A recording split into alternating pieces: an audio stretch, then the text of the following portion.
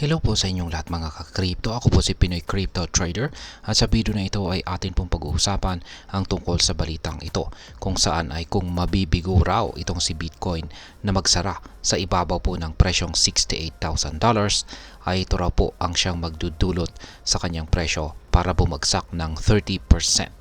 At kung pag nangyari po yan ay babagsak siya sa mababang presyo na $47,000. At ayan, bago po tayo magpatuloy ay nais ko lamang po munang bigyang linaw ang aking disclaimer kung saan ang nilalaman po ng video na ito ay hindi po ito isang financial advice. For education and information purposes lamang po ang layunin nito. Yan, ang unang tanong ay ano nga ba ang kwento ng $68,000 na presyo or 68K? Ayan, sa mga nakaraang buwan ay tumaas na naman ang presyo ni Bitcoin. Umabot na ito sa $67,877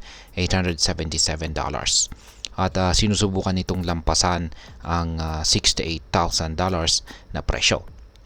Ayon po kay Rec Capital, isang kilalang analyst, ang resistance na ito ay napakahalaga. Kaya isipin ninyo mga kaibigan na para itong malaking pader na kailangang akyatin ni Bitcoin. Kapag nalampasan ito ni Bitcoin ay maaring magtuloy-tuloy na ang pagtaas ng kanyang presyo. Pero kapag hindi ay may malaking posibilidad na bumagsak ang presyo nito. Sa kasaysayan po ni Bitcoin, ang resistance na ito ay madalas nagiging sanhi ng pagbaba ng kanyang presyo. Ngayon ay bakit mahalaga ang presyong $68,000? Ayon po kay Ginoong Rec Capital, ang resistance level na ito ay parang moment of truth para kay Bitcoin. Kapag nalampasan at nag-close si Bitcoin sa itaas ng $68,000, ibig sabihin ay kaya nitong basagin ang downtrend pattern. Pero kung hindi, ay maaaring bumagsak ang presyo nito ng halos 30% na magdadala sa kanyang presyo sa $47,000.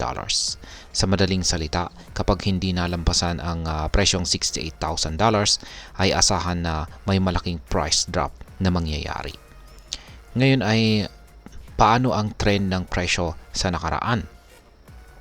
Simulan po natin sa kasaysayan ng presyo ni Bitcoin. Ang bawat beses na nag-attempt itong lampasan ang resistance levels ay nagkaroon po ng malaking rejections at pullbacks. Noong mga March, may sunod-sunod po na pagbaba. 17%, 22%, 26% at 29%.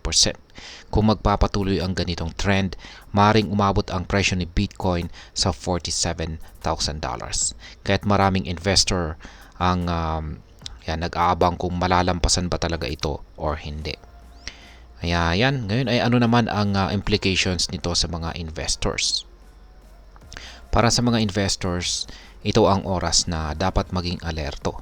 Ang paglagpas po sa presyong $68,000 ay nangangahulugang magandang pagkakataon para mag-hold o bumili pa ng Bitcoin.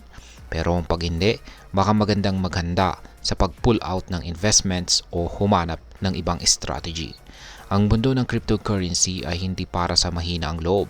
Kailangan dito ang matibay na sikmura at tamang timing. Ano naman ang sinasabi ng mga chart? Isipin natin na parang isang mapa ang chart. Ang resistance level na $68,000 ay parang malaking pader. Kapag nasira ang pader na ito, tuloy-tuloy na ang pag-akyat. Pero kung pag hindi, babalik sa base camp ang presyo ni Bitcoin. Kaya itong moment na ito ay napakahalaga. Ngayon ay ano naman ang aking sariling opinion dito? Para sa akin, ang mundo po ng cryptocurrency or dito kay Bitcoin ay palaging may kasamang risk. Hindi lahat ng araw ay pataas ang presyo. Ngunit ang ganitong mga moments ay nagbibigay po ng pagkakataon para sa mga investors na pag-aralan ang tamang diskarte. Ang mahalaga ay may tamang kaalaman at hindi pa bigla-bigla sa pagdidesisyon. Sa huli, ang pag-invest ay tungkol po sa tamang timing at tamang strategy.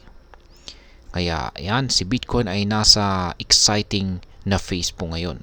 Habang sinusubukan nitong lampasan ang $68,000 na presyo, ang mga investors ay dapat po na maging mapagmatyag at handa sa kahit anong mangyayari. Kaya Ang pag-alam sa mga ganitong balita at analysis ay makakatulong upang maging mas informed at ready sa mga susunod na hakbang. At ayan, hanggang dito na lamang po tayo sa video na ito mga ka-crypto. Sana po ay inyong nagustuhan ang aking paliwanag sa video na ito. Kung inyo po itong nagustuhan, pag-click lamang po ang like button nito. Para naman po sa mga bago lamang dito, kayo po ay aking inaanyayahan para mag-subscribe. Pag-click na rin po ang bell icon nito dahil ito po ang siya magsisilbing notification nito sa mga bago kong videos na akin pong ina-upload sa aking YouTube channel na ito. Marami pong salamat sa panonood, ingat po tayo lagi at God bless po sa ating lahat.